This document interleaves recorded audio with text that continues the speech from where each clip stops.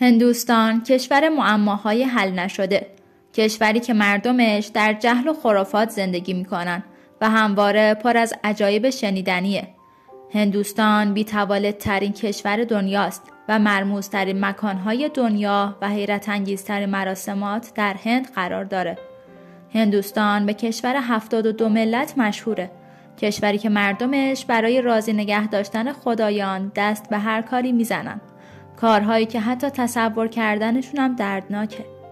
هند پر جمعیت ترین کشور دنیاست که تقریباً 1/6 جمعیت دنیا رو به خودش اختصاص داده و میزان زاد و ولد سالانه در هندوستان از تعداد کلی مردم استرالیا بیشتره.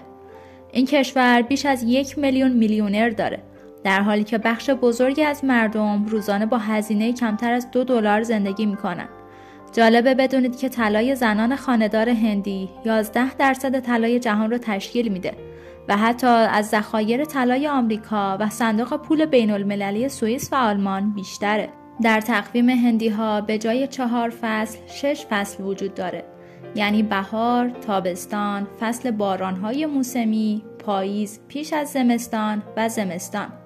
در هندوستان بیش از 122 زبان رسمی وجود داره و بیش از 1600 زبان در کل کشور هند شناخته شده که بر این اساس روزانه بیش از 4700 روزنامه با 300 زبان مختلف در این کشور منتشر میشه.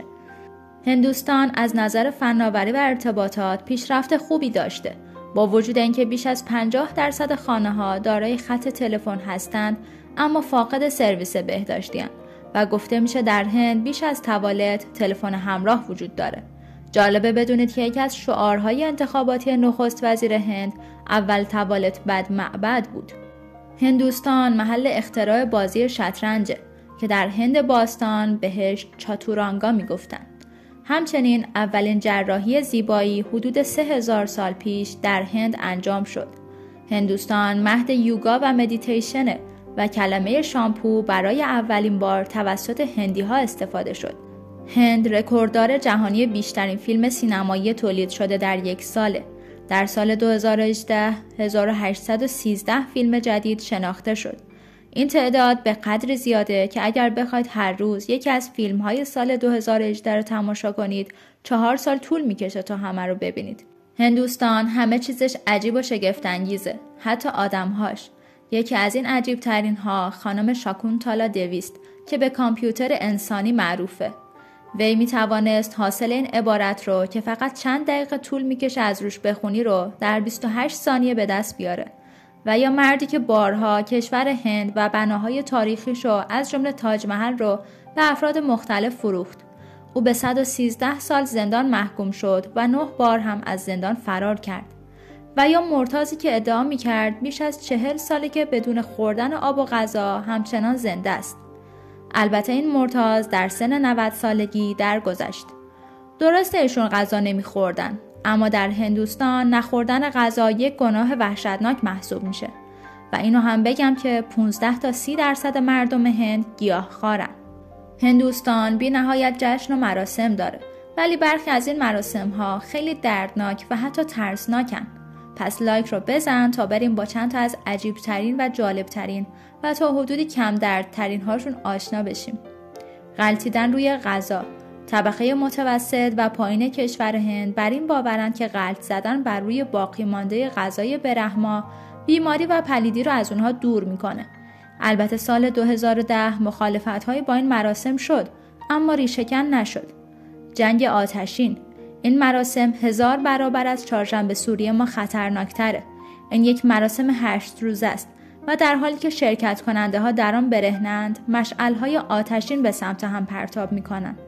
انگیزه برگزاری این معرکه آتش بزرگداشت خدای جنگ هندوست. مراسم ازدواج قورباغه ها. مردم هند برای راضی نگه داشتن خدای باران این کار رو انجام میدن. البته بنابر منطقه ممکنه نوع حیوان متفاوت باشه و جالبه که در یکی از روستاهای هند پیوند این دو قورباغه اینقدر قوی بود که دیگر باران بند نمی آمد و مردم تصمیم گرفتن این دو قورباغه را از هم جدا کنن. مراسم بکش یا کشته شو یا مراسم بانی یک مراسم 100 ساله است که به یاد یکی از الهه‌های هند باستان برگزار میشه مردم از ایالت‌های مختلف دور هم جمع میشن و به معنی واقعی کلمه و به قصد کشت با چوب بر سر هم ضربه میزنن.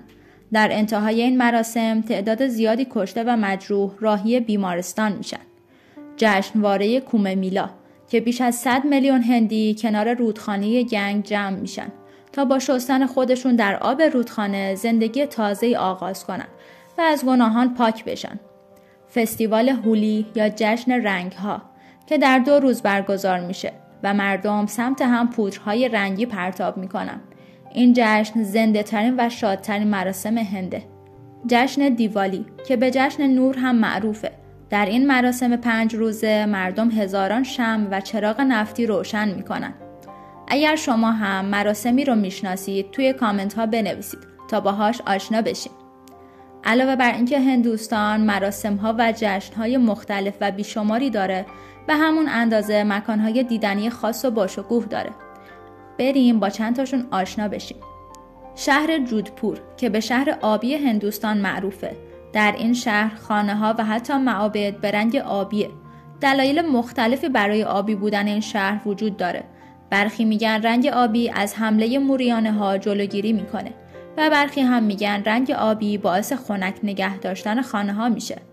و البته اگر نظر یک ایرانی رو میخواستی حتما بهت میگفت مردم این روستا شدیداً استقلالی هن. روستای شانیشینگناپور معروف به روستای بدون در. خانه ها و مغازه های این روستا یا در ندارن یا درهای اون قفل نداره. حتی بانک این روستا قفل نداره و بیش از 300 ساله هیچ دزدی در اینجا گزارش نشده. به اعتقاد مردم این روستا تحت حمایت یکی از الهه های هندوست. معبد آکشاردام که 3مین معبد بزرگ هندوستان به شمار میاد. گفته میشه حدود 11,000 معمار بر روی این بنا کار کردن. معبد میناکشی یکی از رنگارنگترین معابد هند. برج‌های این معبد از 33,000 مجسمه سنگی رنگارنگ ساخته شده و بلندترین برج این معبد 51 متره. این مکان از مهمترین زیارتگاه‌های هندو به شمار میاد.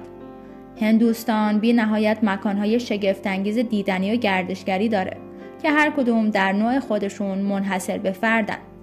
ممنون که تا اینجا ویدیو با من همراه بودید. اگر این دسته ویدیوها رو دوست دارید لطفاً سابسکرایب کنید و زنگوله کنارش رو فعال کنید تا ویدیوهای بیشتری براتون نمایش داده بشه.